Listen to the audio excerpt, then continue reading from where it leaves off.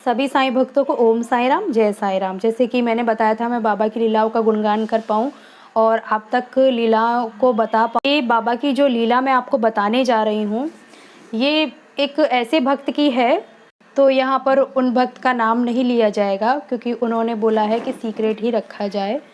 और यही है कि मैं सीक्रेट तरीके से कोई नहीं, बाबा की भक्त थी। मैं ये बताना चाहती हूँ कि वो कृष्ण रूप में बाबा को मानती थी और किस तरीके से वो बहुत परेशान थी और वो किसी से कह नहीं पा रही थी अपनी प्रॉब्लम्स को, और वो अचानक से ही मुझे मिल गई। मैं और मेरे भाई दोनों हम किसी काम से बाहर गए हुए थे, तो रास्ते में वो हमें मिली और बोलने लगी कि मुझे आपसे मिलकर बहुत खुशी हुई और मैं चाहती हूँ कि आप मुझसे बात करें। तो देन उन्होंने मुझे नंबर भी दिया था जो मैंने भाई को दिया और भाई से वो मिस हो गया।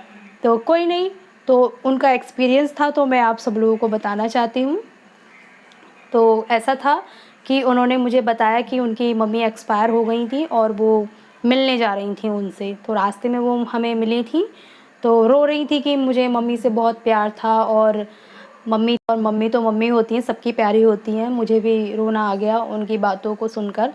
कोई नहीं, तो उन्होंने बोला कि मैं एक्सपीरियंस बताती हूँ उनका किस तरीके का था कि वो कृष्ण रूप भगवान के रूप में साईं बाबा की पूजा करती थी, बाबा को मानती थी और बाबा की पूजा भी करती थी।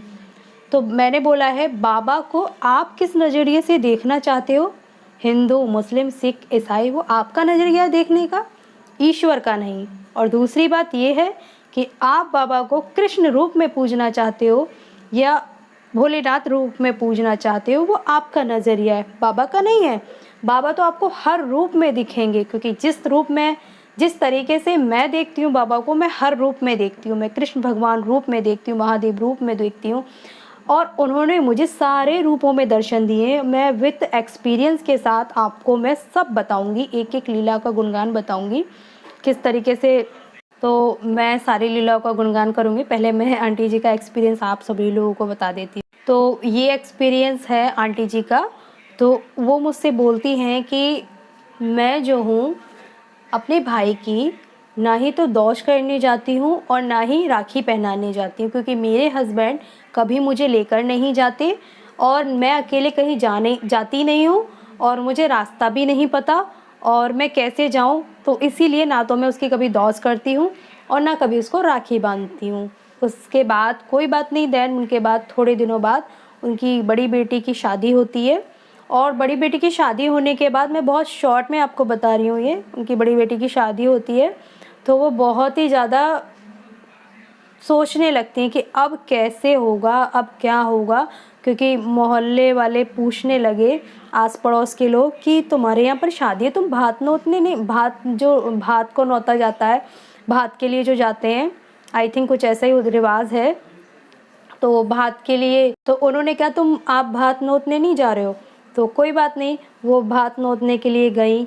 और फिर उसके बाद वो कहाँ गई, ये तो सोचिए, गई तो गई कहाँ गई वो, क्योंकि उस भाई के यहाँ तो नहीं जा सकती थी। और उन्होंने बोला कि मैं किस अधिकार से अपने भाई के पास जाऊँ, क्योंकि ना तो मैं उसको राखी बांधती हूँ और ना ही मैं उसकी दौज करती हूँ, तो मैं अब कैसे जाऊँ, किस तरीके से जाऊँ और किस हक से जाऊँ।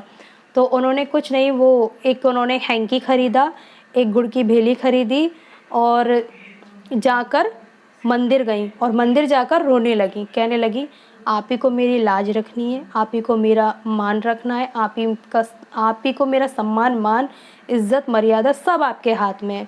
मैं आपको भात नोतने आई हूँ, मैं कहीं नहीं जाऊँगी और मैं सिर्फ आप ही को राखी और दोस्त आप ही का करती हूँ। मैं श्री कृष्ण भगवान साईं रूप में किस तरीके से उन्होंने पूजा को स्वीकार किया, साईं बाबा ने कृष्ण भगवान रूप में इस विश को कैसे पूरा किया, अब यही लीला देखिए आप। कोई नहीं, वो जाती हैं, दो रोते रोते उन्होंने कहा 11 रुपये मैं रख कर आ गई, मैं भात नोती आई बाबा को और मैं फिर देन घर पर आई। और घर पे आने के बाद मैंने क्या देखा कि कुछ दिनों के बाद मुझसे सब लोग फिर से पूछते हैं कि भात नोती आई आपका भात आपका हो गया, आप भाई को नोता दिया ही।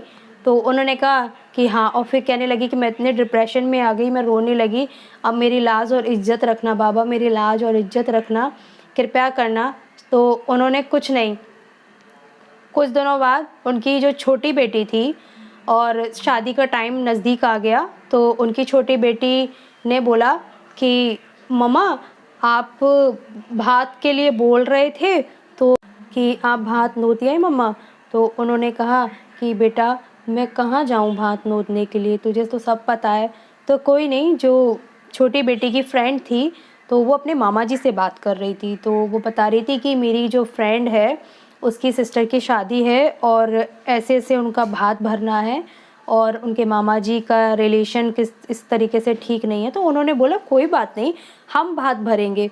तो आंटी जी बोल रही थी पता नहीं कैसा भात भरा जाएगा, आंटी जी बोल रही थी पता नहीं कैसा भात भरा जाएगा, पता नहीं क्या क्या आएगा, इतना हो भी पाएगा नहीं हो पाएगा, पता नहीं क्या ही होगा, ये सब सोच रही थी। तो उनकी जो छोटी बेटी की जो फ्रेंड के मामा जी जो थे तो उन्होंने कपड़े भेजे और कपड़े भेजे, सोने चांदी की चीज़ें भेजी और बर्तन भेजे और इतना भेजा। आंटी जी बोल रही थी कि मैंने जो सोचा था मेरी सोच से परे होकर इतना भेजा, और रो रो कर वो मुझे बता रही थी कि बाबा ने लाज रख दी।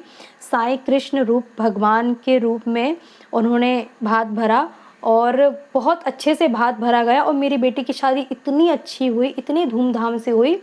और मैं जो सोच रही थी कि थोड़ा बहुत ही कुछ पता नहीं हो भी पाएगा नहीं हो पाएगा, भात भर भी पाएगा नहीं भर पाएगा, इतना अच्छा भात भरा, इतना अच्छा भात भरा कि मेरी सोच से भी परे था। तो इसीलिए कहते हैं श्रद्धा और सबूरी रखिए, श्रद्धा और सबूरी रखिए, बाबा पर दृढ़ निष्ठा और विश्वास रखिए। बाबा सबकी इच्छाएं को पूर्ण करते हैं। और सभी साईं भक्तों को ओम साई राम, जय साई राम। श्री सच्चिदानंद सद्गुरु साईनाथ महाराज की जय।